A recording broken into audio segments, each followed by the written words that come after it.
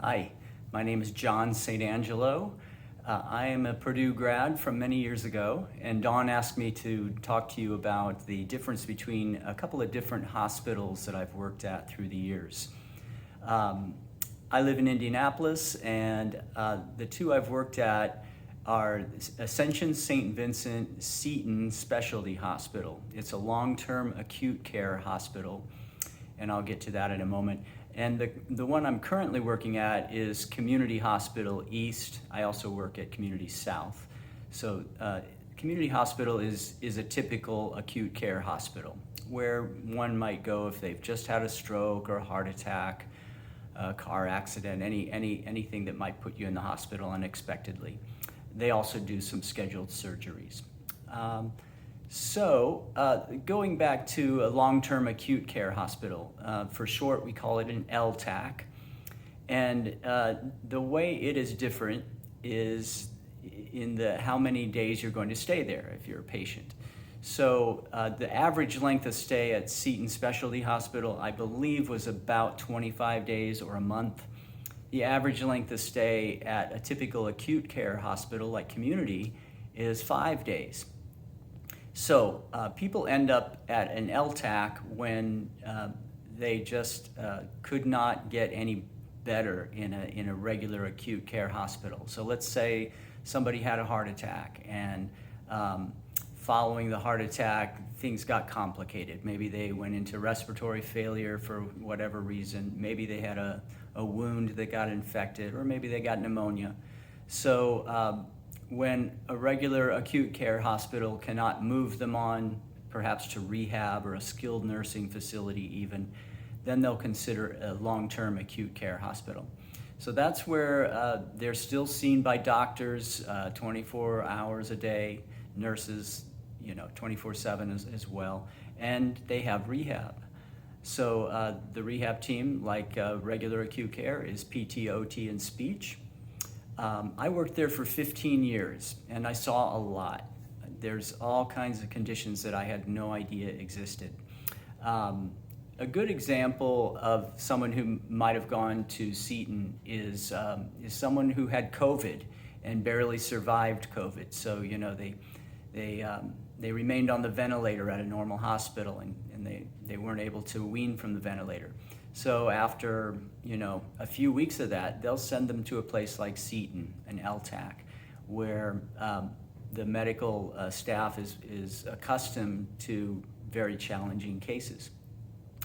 Anyway, we saw a lot of patients who were obviously there a long time. We also saw patients who died there much more frequently than people who die in an acute care hospital. I believe I heard that 25% of our patients at Seton did not make it out alive. It wasn't because of our lack of care, it was just that's how sick they were. I always said it's where the sickest of the sick go. So it's quite a challenge to see that many people pass away, but it's also quite rewarding for the 75% who do get out of there, to see them make that step to the next step of rehab. Rarely did any of them go straight home. A lot of them needed extensive rehab after they got out of Seton. I saw many patients with endotracheal tubes. So obviously speech has to wait until the ET tube is pulled out. But oftentimes if they could not wean the patient from the ventilator after 2 weeks of having an ET tube, then they were given a tracheostomy tube. So it was at that point, exactly 24 hours later, we could start seeing them for speech. We would see them for two reasons. We try to get them to tolerate a passing mirror speaking valve, and also swallowing. Most likely they're going to have a swallowing problem right after a trach. It was rare when someone with a trach did not have a swallowing problem. So we did a lot of bedside swallows. Back in the day, we used to do a blue dye bedside swallow screening, where we would literally put blue food coloring in water, applesauce, whatever, and then suction the trach after they've swallowed a small amount of these things and see if we saw blue, the color blue, in the secretions from the trach. I don't think this is used as often as we used to. So from there, if they did pass the blue dye test, meaning there was no blue detected from the trach, then we would take them for a video swallow study. This was back when Seton did not have fees. Now they have fees. So the SLPs at Seton have the option of doing a fees or a video swallow, or both. So that's the majority of our patient caseload at Seton were swallowing dysphagia patients.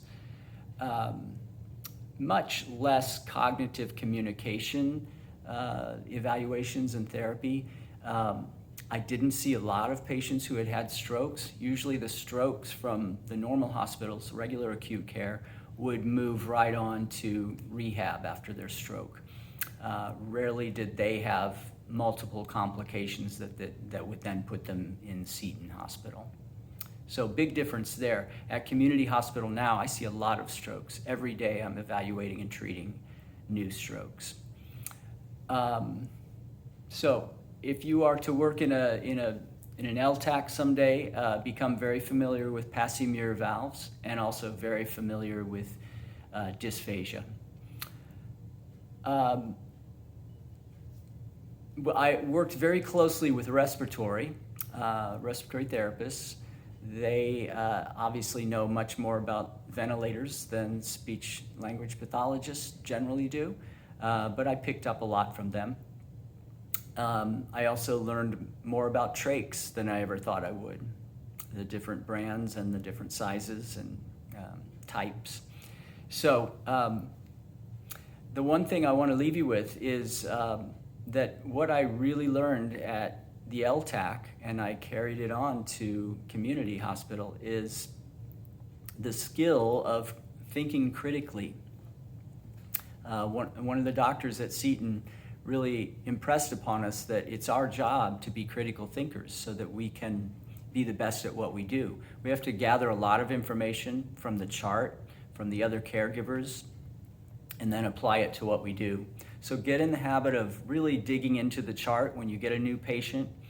Read everything you can. Look things up that you've never heard of. I still do that today, or things that I rarely come across, I have to refresh myself on. So that's what I would highly recommend, is think critically, connect the dots, figure out why is this happening? What is connected to what I do? And everything is connected. So I wish you well. I hope this was informative. Thank you.